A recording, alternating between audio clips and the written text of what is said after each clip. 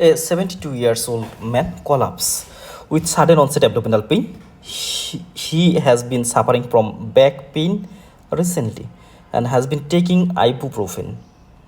What is the most likely diagnosis? Here are the options. Options are acute mesenteric artery embolus, peritonitis due to peptic ulcer disease, rupture abdominal aortic aneurysm, bleeding, dilation, and pancreatitis. So, what may be the options? So the first point, which is the patient is collapse.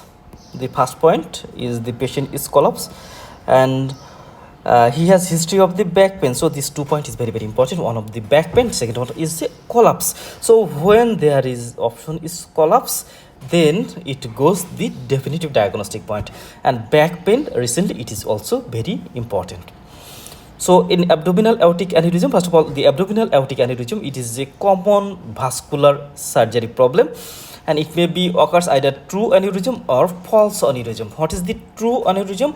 When the all three layer involved, and when there is false, there is the when there is less than 3, that means the single 1 or 2 layer involved, and it is very common in elderly men. Here you can see the true aneurysm and false aneurysm. In true aneurysm, the involved wall layer are dilated. On the other hand, the false aneurysm or pseudo aneurysm, it is leading to 1 or 2, usually 1 layer involvement, and here we can see the extra vascular hematoma develops.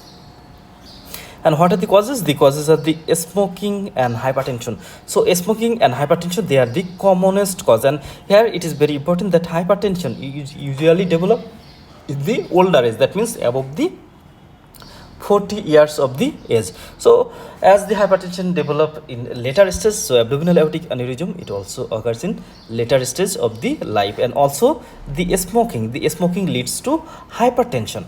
And other patient also suffering from, such as the patient who have the connective tissue disease, such as the Marfan syndrome. So in case of the Marfan syndrome, there is also chance of development of the abdominal aortic aneurysm.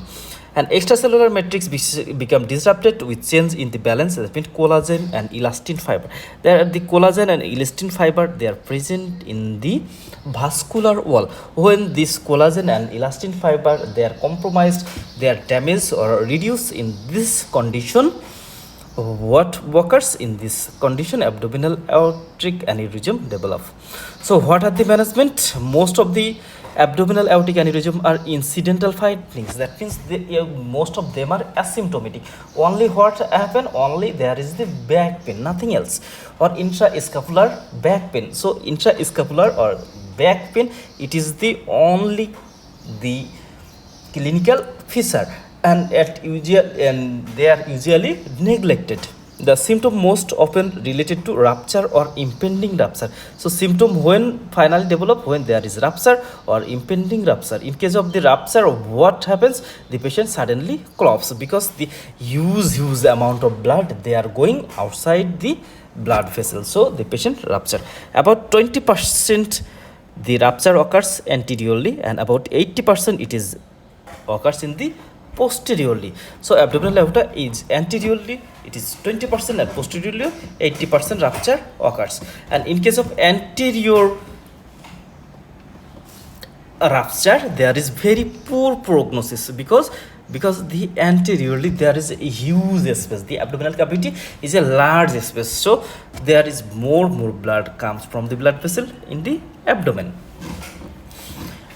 And the symptoms, and 80% rupture posteriorly, and it goes to the retroperitoneal space, and we know the retroperitoneal space usually the small space, so there is less amount of blood goes related to the anterior rupture.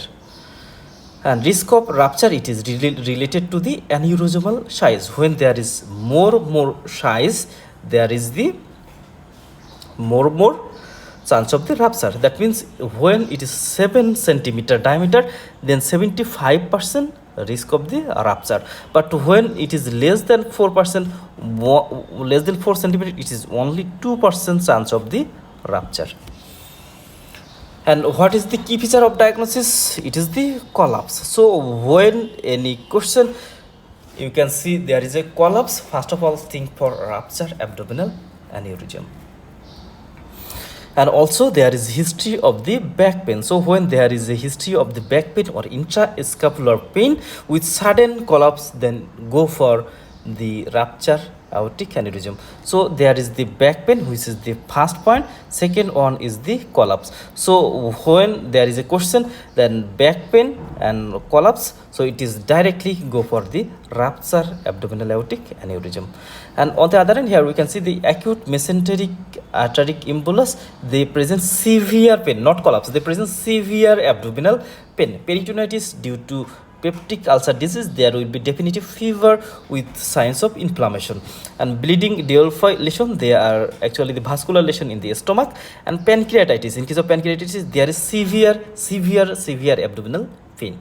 So as there is back pain, collapse, these 2 points present. So here the answer will be rupture abdominal